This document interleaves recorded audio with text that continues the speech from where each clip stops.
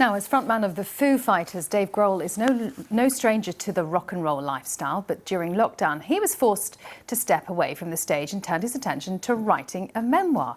From drumming with Nirvana to juggling touring with fatherhood, it's a poignant insight into his life in the spotlight.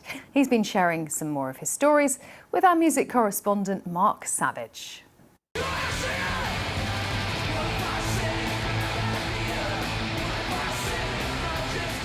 Dave Grohl, welcome to BBC Breakfast. Thank you. Yeah. So, in the last 6 months, you've released a Foo Fighters album, you've played the President's inauguration, you've reopened Madison Square Garden, done an album of Bee Gees covers, and now a book.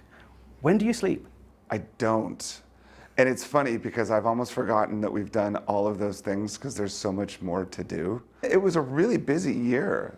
I think that when everything shut down and I had the opportunity to just sit, I realized that that opportunity could be used to do things that I've always wanted to do. And the book was one of them. And one of them was writing a book.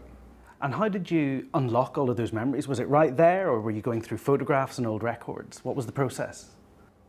Well, I have my own sort of filing cabinet in my mind, and everything's sorted in musical increments.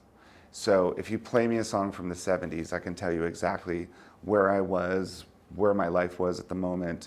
If you play me something from a Nirvana record, I can tell you what I was wearing when I recorded that song. Can I test that? What were you wearing when you recorded In Bloom? I had these yellow shorts and this weird sort of blue and white tie-dyed shirt and high tops. It was summertime in Los Angeles, so it was hot.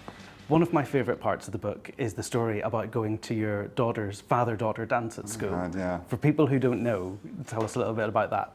Well, I have 3 daughters now. Every year they had a daddy-daughter dance. It was imperative that as a father, you show up and take your kid to this dance to remind them that, you know, that they can rely on you for anything for the rest of your life. And I looked at my schedule and I had a show in Perth. So we live in Los Angeles, the dance is in Los Angeles, and I had a show that night in Perth, Australia. And we moved the show by a couple days. I had to fly from Adelaide, right off the stage onto a plane to Los Angeles, land, have a couple hours, take them to the dance, and then jump on another plane and fly all the way back to Perth, just to make sure that they got to the dance with their dad.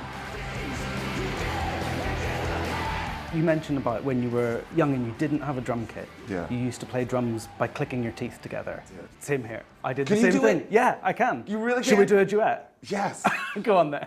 Well, you start off. It's I'll pick best it up. if you get close to a microphone. But if you Should can we really lift hear these it. up? Hold on, see if you can hear this. Ready? Okay, ready?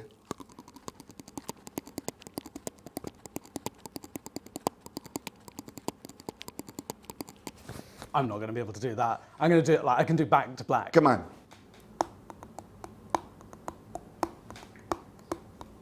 There you Amazing. go. A skill. You're getting there. I also wanted to ask, last week was the 30th anniversary of Nevermind. Can you take me back to the day the album was released in 1991? Do you remember what you did? I think we had just started a tour. We were playing places that held maybe 100 people, 200 people, 300 people. As the popularity started to grow, we noticed that everything outside of our little bubble began to change. We'd show up to a gig that held 500 people, and there would be 500 more people trying to get in. And then as it grew, like it became more and more chaotic. By the time we finished that tour, there were like riots, and we'd have to run out of places. Just you know, it got pretty crazy. ABBA are back. I know you're a big Bee Gees fan, big ABBA fan. I'm such a huge ABBA fan.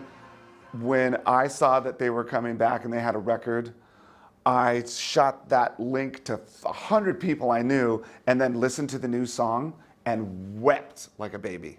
I cried like a baby. Oh.